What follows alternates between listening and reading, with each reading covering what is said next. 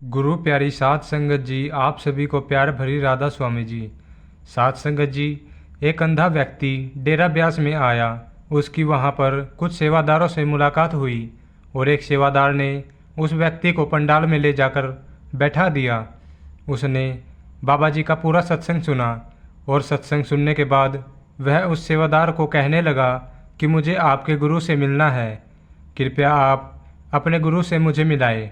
उस सेवादार ने कहा कि आज संगत बहुत ज़्यादा है, आज आपका उनसे मिलना नहीं हो पाएगा। आप ऐसा करें, आज रात यहीं रुक जाएं, कल का सत्संग सुनकर ही जाएं।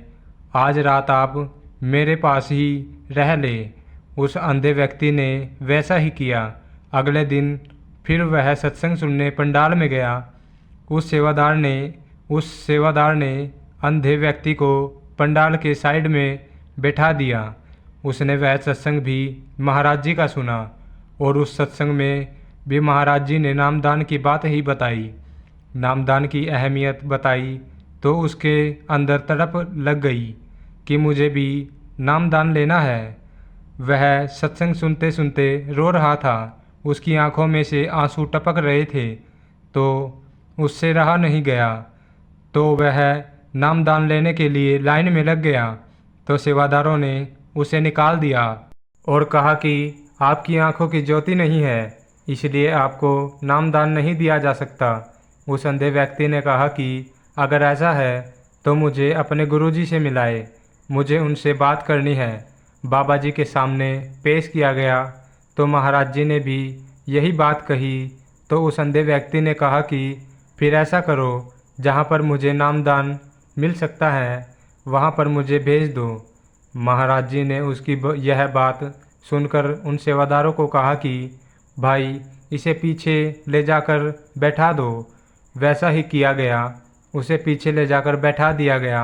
जब बाबा जी ने सभी संगत को नामदान दे दिया तो आखिर में उसे कहा कि भाई उठ खड़ा हो। वह खड़ा हो गया और उसे कहा कि मेरी तरफ देख, यह चेहरा तेरे काम आएगा। जब उसने आँख उठाकर देखी तो उसकी आंखों की ज्योति आ गई।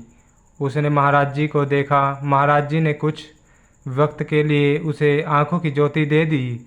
और साथ संगत जी, जो गुरु बाहर की ज्योति दे सकता है, अंदरूनी ज्योति भी दे सकता है। कुछ अभ्यास करने के बाद वह अंधा व्यक्ति ज्ञान को प्राप्त हुआ। उसकी अंदर की आंख भी खुल गई, उसने सब जान लिया। तो जब वह एक बार महाराज जी का सत्संग सुनने दोबारा डेरा ब्यास में आया तो सत्संग सुनते सुनते बीच में खड़ा हो गया और कहने लगा, महाराज जी, मुझे आपसे अर्जी करनी है, कृपया मेरी बात सुने। महाराज जी ने कहा कि भाई, इतनी जल्दी क्या है, बैठ जा। लेकिन कुछ देर बाद वह फिर खड़ा हो गया और कहने लगा, महाराज जी, रहा नहीं जाता, मुझे बात करनी है। महाराज जी ने कहा कि ले चला ले भाई, जो तुझे बंदूक चलानी है।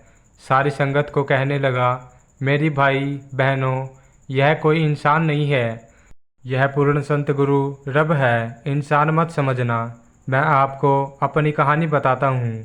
मैं पिछले जन्म में एक चील था जो कि डेरा ब्यास के एक वृक्ष पर रहता था और डेरा ब्यास के कुछ सेवादार वृक्ष के नीचे लंगर खाकर चले गए और टुकड़े मुझे मिल गए और मैंने वह टुकड़े खाए।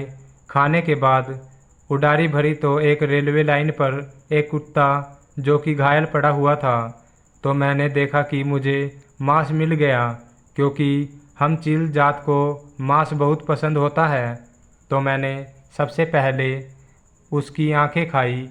इसी के कारण मुझे इस जन्म में आंखों की ज्योति नहीं मिली, लेकिन मेरे सतगुरु ने मुझे सब दे दिया जो मुझे चाहिए था। मेरे वीर भाइयों, यह कोई आम इंसान नहीं है, यह रब है। इनको तुम इंसान मत समझना। गुरु प्यारी साध संगत जी, हम आपके लिए ऐसी ही रूहानी साखियाँ लेकर आते हैं। ऐसे ही साखियाँ सुनने के लिए हमारे चैनल को सब्सक्राइब कीजिए और वीडियो को ज़्यादा से ज़्यादा शेयर कीजिए और कमेंट में अपने शहर का नाम और राधा स्वामी जी लिखकर ज़रूर से जाएं जी। तब तक के लिए राधा स्वामी जी।